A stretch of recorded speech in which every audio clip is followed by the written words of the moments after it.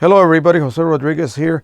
I am back with the cut sheets that I actually prepared from that roll of Red River San Gabriel 1.0 paper.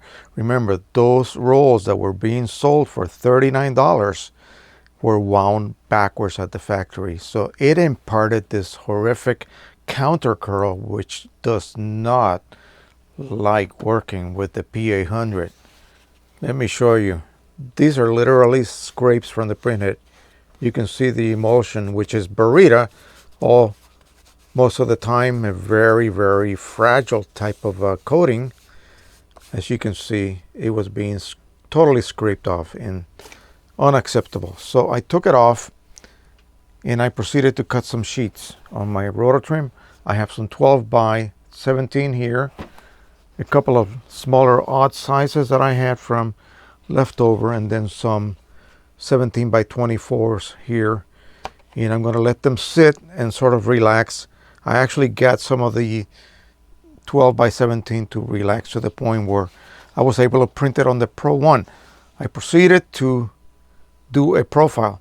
Now I'm going to show you that next. Okay, I'm back sitting down. I just finished printing some San Gabriel 1.0 prints on my Pro 1 using OEM inks. I did a profile with the Color Monkey photo for it just a while ago. But first I want to show you what happened to my hand. I have scrapes everywhere. I have a nice paper cut. That hurt like hell. That's quite a deep little cut right there. Bled all over the center portion of the roll as I was winding it onto a secondary roll to at least try to counter curl the hideous curl that the paper had. But nevertheless, I managed to cut some 12 by 17 sheets and print them on the Pro 1.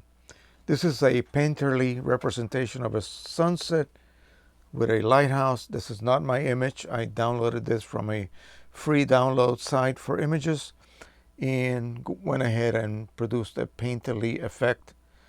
And as you can see, it is perfect, even all the way across. I heard some noises as the head was traversing back and forth, probably hitting the edge a little bit. But I used the reduce abrasion setting on the driver. And again, I'm just going to have to let this paper sit. Hopefully it will relax as it acclimates itself to ambient humidity levels. But yeah, I'm very satisfied with this. So at least for now, I hope to be able to print some 17 by 24s on the Pro 1 or the Pro 3800. One of those two, I'll try to make it work on that. The results should be great. If only I could keep it from buckling. And again, I read a while ago about that buckling problem. And people were buying the pre-cut sheets, 17 by 22 from Red River, and they were experiencing buckling.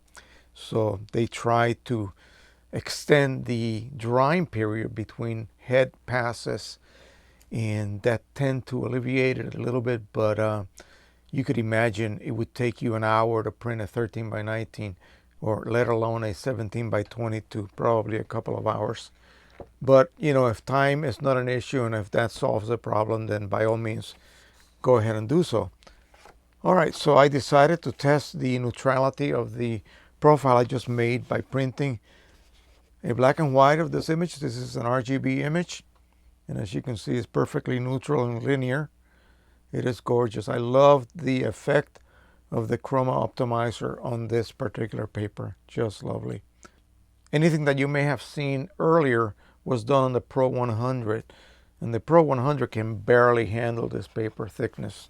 So I think if I go back to attempt to print it on that in the future, I'm going to go ahead and load it from the manual feeder.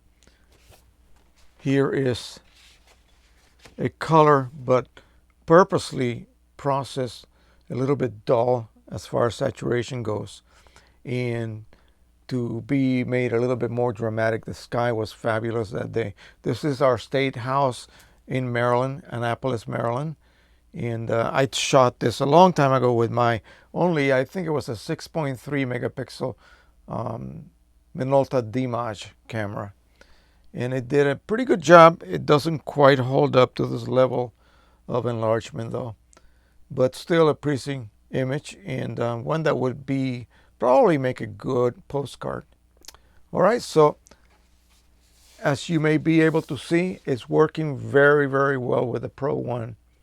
So although initially I felt really, really dejected that I had bought that paper and it was not working with the printer that I originally intended to use it on, as you know, as a roll material, no, that's not working. And again, the buckling may have nothing to do with the printer, but everything to do with the fact that, as someone already reported, the paper for some reason just buckles. And so I'll have to come up with some other solution for this. I'm going to try it on the Pro 3880 and see what happens. We'll see what happens there. All right, very quick video. I just wanted to report my initial reports with this. I still have another box unopened, another roll down here on the floor unopened, and hopefully I'll be able to at least use it as sheets. So that's about it for now. We hit over 5450 subscribers. That is fabulous. Now, just a little, not a complaint, but just a suggestion, and this will help me immensely. A lot of people have been posting comments on videos that have nothing to do with the comment. Here's what you should do, and at least it will really help me out tremendously. I have over 600 and almost 50 videos. That's 650 videos. So I have gone ahead, spent some time categorizing them into playlists. If you click on my name, okay, look at any of my videos, but click on my name, it will take you to my main page, and right there are all my playlists. So look up, if you have a question about loading ink on or refilling a Pro 100, for instance, look for the Pro 100 playlist. In fact, there are specific videos on that. Click on one of those videos. You don't have to watch it, just post a comment there. That way I know instantly that instead of posting a comment about, filling the Pro 100 CLI 42 carts, I see it next to a video that I did, for example, on the expiration date of cartridges. Nothing to do with that. And I have to then search to see what video are you actually pertaining to, because often that little bit of information is left out. But I didn't mean that to be a complaint. I just, would suggest to you guys to spend a little extra time and at least look for the video. That way I keep everything categorized. And then people that are reading the comments other folks are writing, and also my replies to those comments, can also relate to that particular video. And if they want to watch it, they can go ahead and watch it. If not, that's fine as well. But it'll just make life a lot easier for me. I'm going nuts trying to find, what video are you asking about? Because often you leave that out. But that's okay. Anyway, thank you. I'm not complaining about the fact that everybody is posting questions. I love that. Just a little extra effort, and then, pair it up to a pertinent video. That would help a lot. It will help me, and it'll help everybody else who's reading that as well. So thank you once again. Please don't forget to subscribe, share, and like. Until the next time. And by the way, I'm going to do a video. Somebody asked about the roll settings on the P800. No, though it was sort of a failure with this particular paper, I'm going to go ahead and go through the actual settings, because somebody was very confused about those. So I will be doing a computer video on that subject next after this. All right. Thank you once again. Happy printing, everybody. Bye-bye.